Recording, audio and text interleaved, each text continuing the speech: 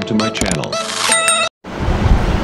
வணக்கம். இன்னைக்கு அபி டிவி லைவில் நம்ம பார்க்க போகிறது தமிழகத்தின் முதல்வர் மு.க. ஸ்டாலின் அவர்களின் பிறந்த தினத்தை முன்னிட்டு நெல்லை பேட்டை பகுதி இளைஞரணி துணை அமைப்பாளர் சௌபர் சாதிக் அவர்களின் ஏற்பாட்டில் பள்ளி பயிலும் மாணவ மாணவிகளுக்கு கல்வி உபகரணம் வழங்கும் நிகழ்ச்சி நடைபெற்றது. அந்த வீடியோ தான் நம்ம பார்க்க போகிறோம். இந்த வீடியோ குறித்த கருத்துக்களை மறக்காமல் கமெண்ட் பாக்ஸில் பதிவு செய்யுங்க.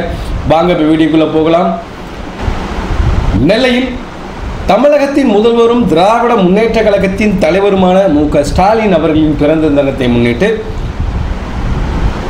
பேட்டை பகுதி இளைஞரணி துணை அமைப்பாளர் சௌபர் சாதிக் அவர்களின் ஏற்பாட்டில் பள்ளி பயிலும் மாணவ மாணவிகளுக்கு கல்வி உபகரணங்கள் வழங்கும் நிகழ்ச்சி நடைபெற்றது.